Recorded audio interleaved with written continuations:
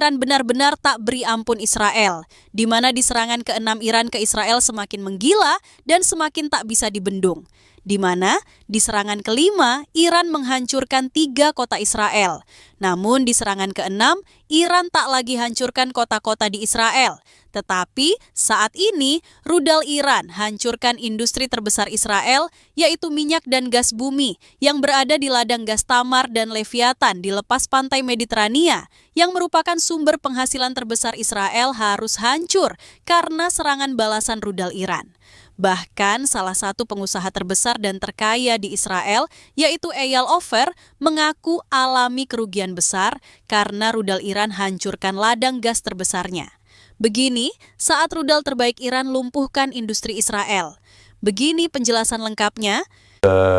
Pure reflection of the aptitude and professional care and diligence that has been applied to this.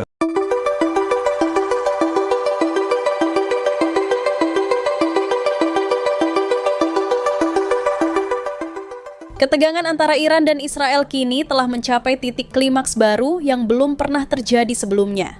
Setelah 5 gelombang serangan balasan yang menghancurkan sejumlah kota penting di Israel, namun di serangan ke-6 dari Iran menjadi yang paling mengguncang dunia, bukan karena jumlah korban jiwa atau skala kehancuran kota, tetapi karena sasaran serangan ini langsung menyentuh inti kekuatan ekonomi dan keberlangsungan finansial Israel. Kali ini, media Iran, yaitu Teheran, mengalihkan fokus militernya secara strategis, tidak lagi menyasar wilayah permukiman sipil atau pusat-pusat kota, tetapi menghancurkan sektor energi dan industri terbesar milik Israel, termasuk ladang gas alam dan minyak bumi Leviathan, Tamar, Karish, serta pusat industri berlian dan teknologi tinggi di Ramat Gan. Dalam pernyataan resmi yang dikeluarkan oleh Kementerian Pertahanan Iran, serangan balasan ke-6 ini adalah bentuk dari respons strategis yang diarahkan pada tulang punggung ekonomi musuh. 3 rudal jarak jauh canggih, Emad, Gadr, dan Khaybar Shekan, diluncurkan dari pangkalan rahasia di Provinsi Khuzestan, menyusuri udara Laut Mediterania dan menghantam infrastruktur vital Israel di sektor energi yang selama ini dilindungi secara ketat oleh sistem pertahanan udara Iron Dome dan David's Sling. Namun untuk pertama kalinya sejak konflik meningkat, sistem pertahanan tersebut tampak tak mampu mengantisipasi kecanggihan rudal-rudal baru buatan Iran.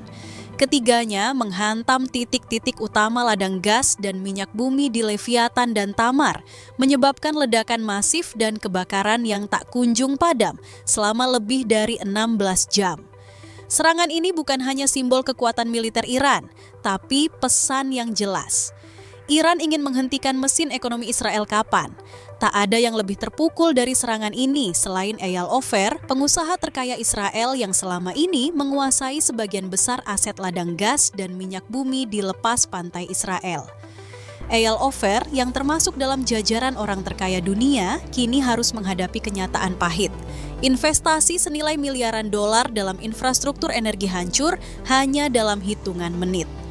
Menurut laporan investigasi Haaretz, kerugian pribadi Eyal Ofer dan perusahaannya ditaksir mencapai lebih dari 300 triliun rupiah, menjadikannya salah satu bencana finansial terbesar dalam sejarah Israel. Saya tidak pernah membayangkan bahwa kekuatan rudal bisa mencapai infrastruktur strategis seperti ini. Ini bukan hanya kerugian pribadi, tapi keruntuhan sistem ekonomi yang kami bangun selama puluhan tahun. Ladang gas dan minyak bumi di Leviathan yang terletak sekitar 130 km di lepas pantai Haifa adalah sumber utama gas alam Israel. Bersama ladang Tamar dan Karish, ketiga ladang ini memasok sebagian besar kebutuhan energi domestik Israel dan menjadi sumber ekspor utama ke Yordania, Mesir, dan negara-negara Eropa termasuk Amerika Serikat. Kini, seluruh sistem ekstraksi, kompresi, dan pengolahan gas di Leviathan dilaporkan rusak berat. Kilang pemrosesan di daratan, terminal pipa bawah laut, serta jaringan distribusi mengalami kehancuran menyeluruh. Pemerintah Israel terpaksa menutup seluruh kegiatan produksi dan mengevakuasi para teknisi serta pekerja dari kawasan industri energi. Bahkan, Panglima Angkatan Laut Israel, Aluf David Sa'ar Salama, tak menutupi keterkejutannya.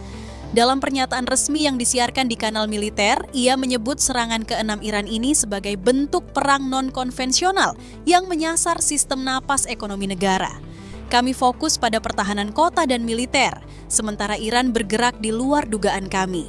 Ini bukan hanya serangan, ini operasi pemutusan nadi ekonomi nasional. Serangan balasan Iran tidak berhenti di sektor energi. Beberapa jam setelah rudal pertama menghancurkan ladang gas, sejumlah drone tempur dan roket jarak menengah dikabarkan menyerang kawasan Ramat Gan, pusat industri berlian dan teknologi tinggi Israel.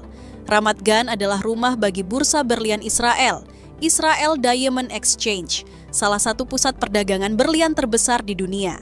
Selain menjadi simbol kemewahan, industri berlian di Israel juga menyumbang miliaran dolar dalam ekspor tahunan. Fasilitas pemolesan berlian dan pabrik pemotongan di kawasan ini menjadi sasaran langsung, dengan sejumlah fasilitas dilaporkan rusak parah akibat ledakan. Selain berlian, kawasan ini juga merupakan jantung industri teknologi tinggi Israel, termasuk manufaktur drone, perangkat lunak cyber, hingga startup kecerdasan buatan. Beberapa fasilitas strategis kini berada dalam kondisi siaga penuh setelah Iran mengisyaratkan bahwa target mereka selanjutnya adalah industri teknologi dan pertahanan digital Israel. Tak butuh waktu lama, serangan ke-6 ini mengundang gelombang kepanikan di masyarakat dan pemerintahan Israel. Jika ladang gas kita bisa dihancurkan, industri teknologi kita bisa dilumpuhkan, maka ini bukan sekadar perang. Ini adalah awal dari kehancuran negara Israel. Bursa saham Tel Aviv dilaporkan anjlok lebih dari 20% dalam sehari. Investor global mulai menarik modal, dan tekanan internasional atas ketegangan yang meningkat membuat nilai tukar shekel melemah drastis terhadap dolar dan euro. Serangan balasan ke-6 Iran adalah bukti nyata bahwa medan perang kini tak lagi hanya di darat atau udara, tapi juga di sektor ekonomi dan infrastruktur strategis. Iran telah membuktikan bahwa mereka tidak hanya memiliki kekuatan militer, tetapi juga kemampuan intelijen dan strategi ekonomi yang presisi.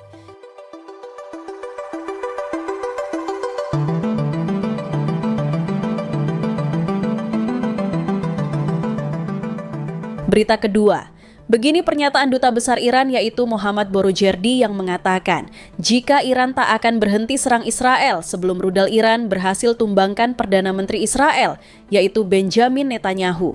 Di tengah serangan udara, rudal balistik dan retorika saling ancam, sebuah pernyataan mengejutkan datang dari Duta Besar Iran yaitu Mohammad Borojerdi.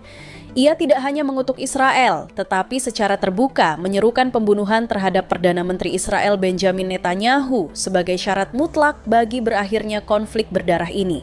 Dalam pidato resmi di kantor kedutaan Iran, Mohammad Borojerdi dengan lantang menyatakan bahwa Iran tidak akan mundur satu langkah pun dalam perang melawan Israel.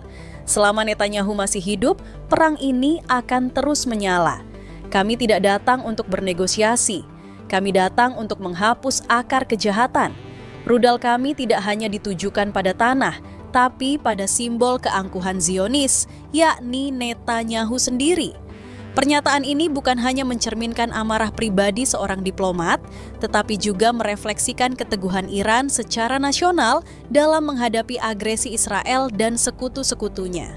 Pernyataan Duta Besar Iran yaitu Mohammad Borojerdi tidak lahir dari kekosongan. Ia menanggapi ucapan mengerikan dari Benjamin Netanyahu yang sebelumnya mengatakan bahwa perang Iran-Israel hanya akan berakhir jika pemimpin tertinggi Iran, Ayatollah Ali Khamenei, terbunuh. Bagi Iran, ucapan tersebut adalah deklarasi perang total, bukan hanya terhadap militer Iran, tapi terhadap ideologi dan kepemimpinan spiritual negara tersebut. Dan Mohammad Borojerdi dalam posisinya sebagai duta besar menjawab dengan kalimat penuh keberanian.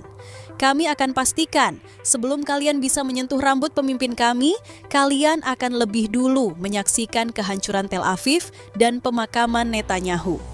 Dalam pernyataan emosional yang menuai simpati luas dari warga Iran di perantauan dan kelompok anti-Zionis di Asia Tenggara, Mohammad Borojerdi menyatakan kesiapannya untuk mati demi memastikan kemenangan Iran atas Israel. Saya bukan hanya diplomat, saya adalah bagian dari revolusi. Jika dengan nyawa saya dapat memotong satu urat nadi Zionisme, maka saya rela mati hari ini juga. Pernyataan tersebut sontak menjadi viral, dianggap sebagai simbol perlawanan dan keberanian, dan disambut dengan gelombang dukungan dari mahasiswa pro-Palestina di berbagai negara, termasuk Indonesia, Malaysia, Turki, dan Pakistan.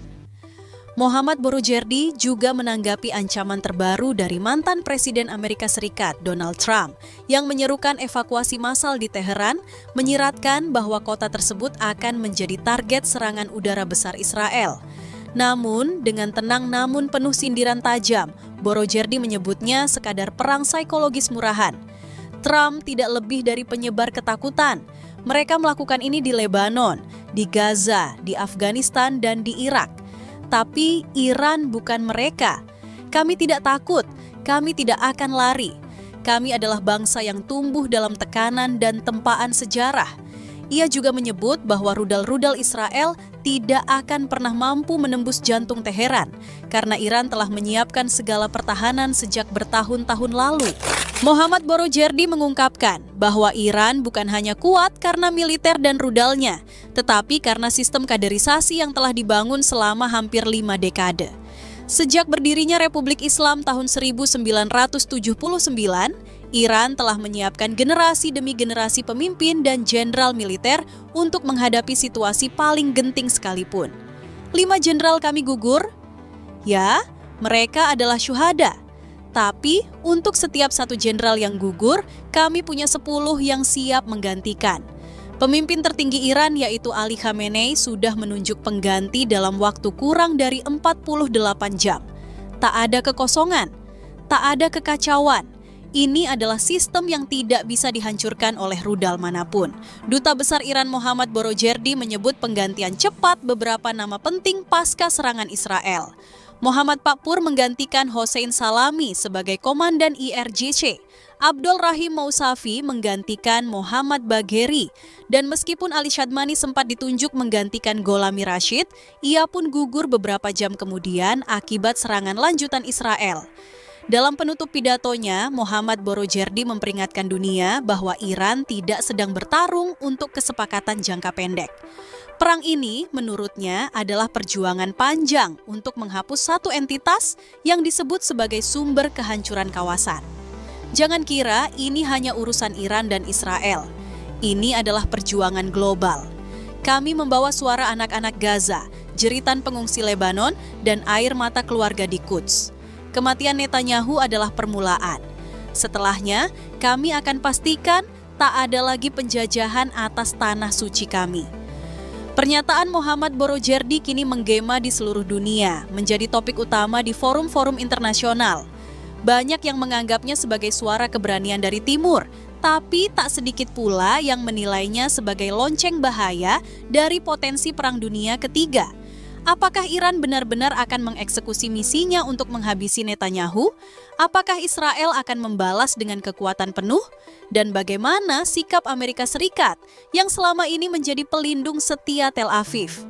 Yang jelas, perang telah berubah bentuk dari pertempuran senjata menjadi pertempuran eksistensi. Dan seperti yang diungkapkan Mohammad Borojerdi, Iran tidak akan mundur. Bahkan jika tinggal satu rakyat yang tersisa, kami akan tetap bertempur.